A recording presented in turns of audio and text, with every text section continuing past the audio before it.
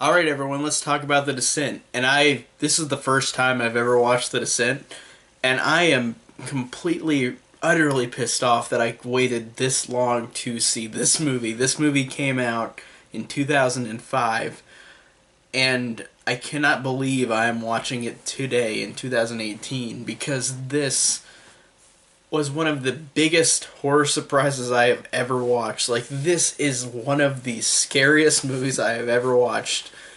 Truly, like, I don't know if my opinion will change rewatching it again, but this was fucking fantastic. I can't believe how this movie does so many amazing things well with the characters, with the tension and the scares, and with the acting. Like, this is genuinely, the more I'm thinking about it, I feel like it's one of the best horror movies ever made. I know people can argue about which one's the best or whatever, but this is one I don't. I think the reason why I didn't see this because I didn't hear it was ranked super high up with all these horror movies like The Exorcist or Halloween or Jaws or Alien, like stuff like that, because I don't really know why. I really thought that this ranked really close to those movies in terms of quality, because this was a fantastic horror movie. The way the movie builds on itself from the beginning of the movie, where it's a very slow burn at first, and it develops these characters very well. Um, it's about a woman named Sarah who's at the beginning of the movie. Her husband and daughter die through a car accident, and she survives in the car. Now, 1 year later, and then she and all her friends are going down into a cave. And the thing I love is that this movie takes its time so delicately in a great way with these characters, because you really get, I think it's 40 minutes or 30 or 40 minutes until they actually go into the cave. And it works extraordinarily well with these characters, because these characters, you get a lot of just time with them. I'm not going to say like development, but you get time with them. They really genuinely, like, whenever they go into the cave, like after the fact that you see all this time with them, it really works and really gives a strong reason to care about them. And whenever they start dying, it really works in how you cared about these characters before. And if I didn't know what this movie was, and if I went into it blind, I would not have expected it to go this route. Um, it is just like how Alien would be. If you didn't see any trailers or know anything about Alien before watching it, you would not have expected it to be that type of a movie like Alien was. And that's why I love this movie, is because, like I said, you get all this time, like 30 minutes with these main characters, just time of them having fun, spending time together. Um, then they go into the cave, and then they're just in there, and then all this weird stuff starts happening, like cave-ins or stuff where there's nobody there. It's just them trying to survive with nothing going on. But then, of course, I knew this before watching the movie, that there are monsters in it. But before the monsters are in it, it's intense with the cave in and with them trying to get across from area to area. But whenever the creatures are brought into this movie, it is even more terrifying. It was already terrifying without them, but I love when a movie can do that, where it can give you all these threats and not introduce the monster for a while, and before the monster is even there, it's still terrifying and threatening. And I really love that, and I love the design of these creatures. These creatures are really really cool. They're just very simple, but they're cool looking. Where they're just, you don't really know what they are. They're human hybrid-ish looking things who are blind and can only attack you through the use of sound. And that sounds familiar to another movie that just came out this week, which I love too. But um, but this movie did a fantastic job with that as well, where these girls are stuck and caved in underground, and these creatures come out and start killing them with their noises, and it is really effective and terrifying, because this movie is dark, and by dark I mean the movie looks dark. Like, you, there are moments that I feel like if I rewatch it, because I looked online after I watched the movie, that's, it said online that there are a lot of scenes where even the actors didn't know that there was a creature like far in a distance where they couldn't even see it. So if I rewatch this, I'm going to be looking for these creatures in the darkness before they even appear. And I think that that is another strong thing about this movie is that you have this in plain sight, but you don't see it or notice it because you don't even think about it because they aren't introduced as a threat yet. And it works really strongly in that fact. And the characters, I think, all as they keep dying, it gets worse and worse in terms of caring about them, in terms of getting more terrifying. And I love the fact that you end with these two girls, with Juno and Sarah. Sarah's the main girl, and Juno's the other girl, who for the whole movie they've kind of had this weird off-putting relationship, and you don't understand why until the second one. But they have a weird relationship where they kind of don't like they tolerate each other, but they're not. But they've got something up with them. Like you don't understand why they're like this, why they're kind of off-putting towards each other.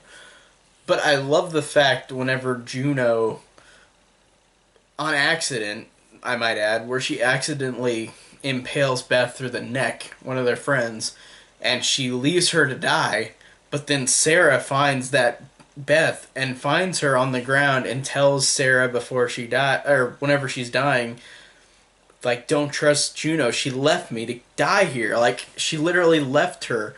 And it showed how horrible this Juno character was, in a way. But I can also understand that, like, you're trying to live through this situation, but she made a selfish move in leaving her person to die. But she probably thought she was just going to die right there because of her accidentally impaling her through the throat.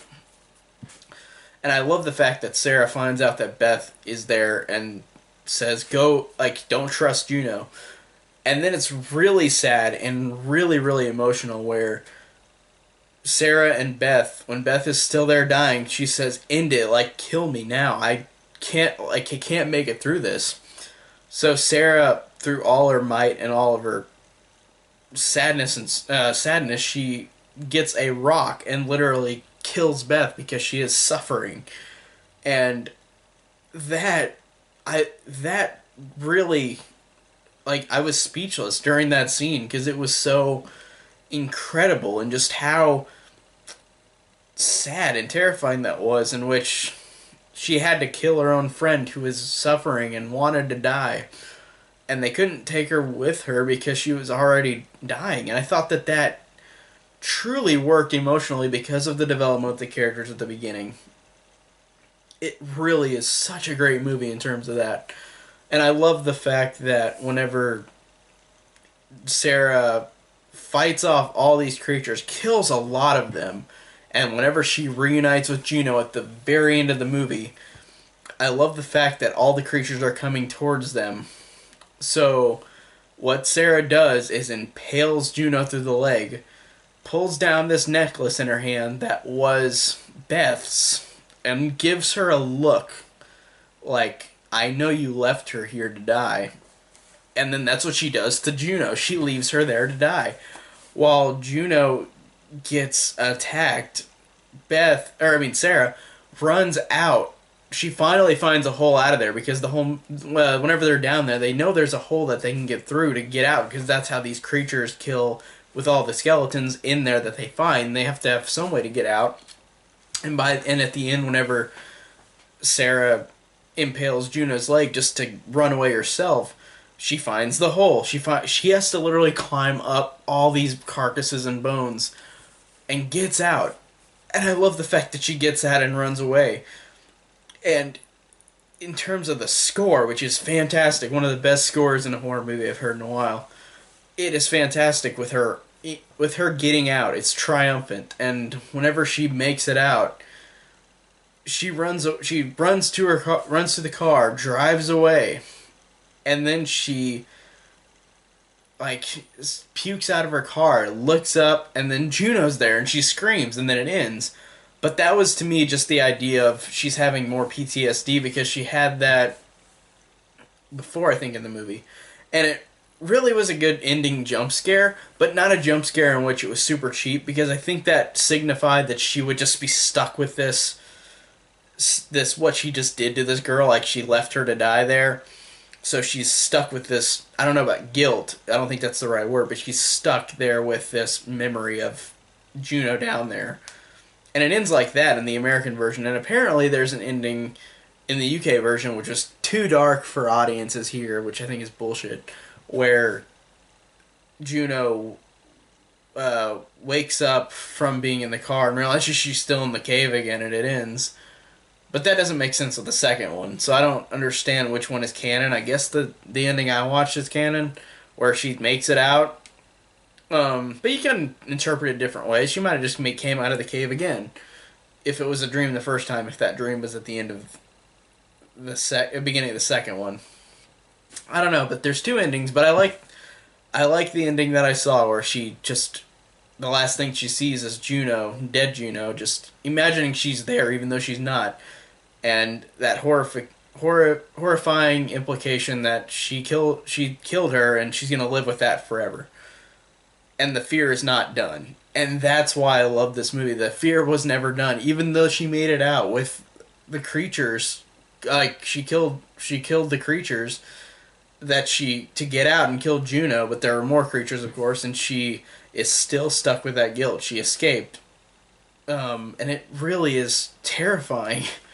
This movie just blew me away, and I can't believe it took me this long to watch this movie. But again, the acting is fantastic, the character development is fantastic, the score is fantastic, the scares are fantastic. It is terrifying.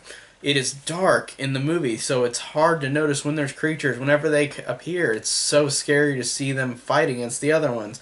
And it feels so good whenever some of them fight back. And it feels so great whenever Sarah makes it out and leaves Juno there to die because of what she did to Beth. And whenever she gets out and has that horrific kind of implication that this is going to stay with her forever.